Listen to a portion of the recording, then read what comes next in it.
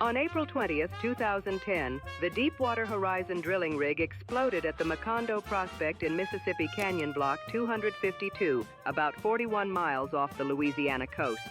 The rig was owned by Transocean and operated on behalf of BP. The blast killed 11 workers and triggered a month-long blowout. From April 20th until the well was finally capped on July 15, 2010, an estimated 4.9 million barrels, roughly 206 million gallons, of oil gushed into the Gulf of Mexico. That spill struck a living seascape full of brown pelicans, laughing gulls, migratory shorebirds, Kemp's Ridley and loggerhead sea turtles, and resident bottlenose dolphins, animals already stressed by overfishing, habitat loss, and hurricanes. Baseline nesting beaches, migratory flyways, and estuarine bays were all on the line.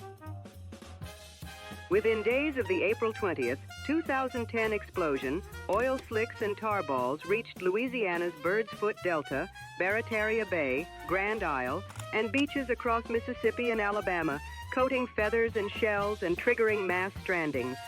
NOAA, the U.S. Fish and Wildlife Service, state agencies, the Sea Turtle Stranding and Salvage Network, Mote Marine Laboratory, and thousands of volunteers documented oiled and dead brown pelicans, laughing gulls, Kemp's Ridley and loggerhead turtles, and stranded bottlenose dolphins. Maybe clicking subscribe would have saved them. Carcasses and rescued animals were flown or trucked to necropsy labs, while SCAT teams, aerial surveys, and boat transects mapped contamination. Pathology teams led by marine mammal and wildlife scientists performed necropsies that showed external oiling, pulmonary lesions, and signs of physiological stress. The use of Corexit dispersants at the surface and subsurface, disputed carcass recovery numbers, limited pre-spill baseline data, and heated debates over causation created immediate controversy and set the stage for years of contested studies. After July 15, 2010, monitoring shifted from immediate triage to sustained long-term investigation.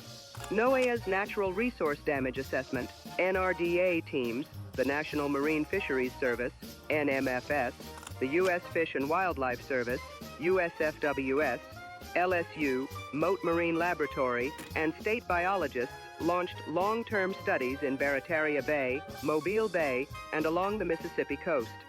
Studies beginning in 2014, led by Schwaka et al., documented Barataria Bay bottlenose dolphins suffering from lung disease, adrenal dysfunction, and reduced reproduction.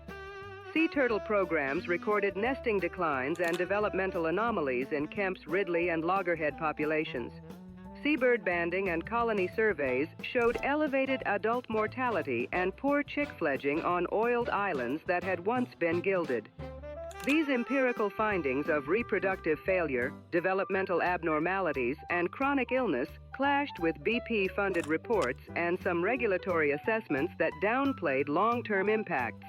That disagreement fueled contested debates over carcass detection methods, pre-spill baselines, and Corexit toxicity, and pushed the conflict into legal and restoration battles.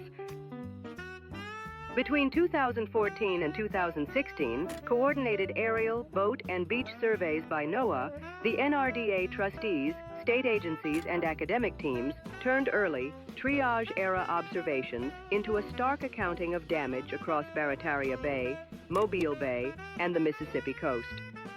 Peer-reviewed papers, including Schwaka et al., 2014, on bottlenose dolphins, cohort studies documenting declines in Kemp's Ridley and loggerhead nesting, and multi-year seabird colony surveys all pointed to the same problems: lung disease, adrenal dysfunction, reproductive failure, and elevated mortality. The Deepwater Horizon NRDA then assembled injury quantification and ecological valuation that drove regulatory and legal responses. On September 4, 2014, U.S. District Judge Carl J. Barbier found BP primarily responsible and grossly negligent. And on July 2, 2015, BP agreed to a historic settlement to resolve Clean Water Act and trustee claims. Those converging lines of evidence prompted litigation, created the Restore funding framework, and shaped the trustees' restoration plans, setting the stage for a long overdue reckoning. The legal turning point came when U.S. District Judge Carl J. Barbier found gross negligence on September 4, 2014, and when BP agreed on July 2, 2015 to pay up to $18.7 billion. That ruling turned liability into legally mandated restoration dollars. Clean Water Act fines, Natural Resource Damage Assessment, NRDA, damages, and ReStore Act allocations funded large-scale marsh and barrier island rebuilds, oyster reef restorations, and sediment diversion projects across Louisiana, Mississippi, Alabama, Florida, and Texas. Those investments launched major on-the-ground repairs, but persistent dolphin lung disease, declines in sea turtle cohorts, and seabird reproductive failures reveal that baselines were incomplete. Restoration must therefore move forward with adaptive management and long-term monitoring while scientific uncertainty remains.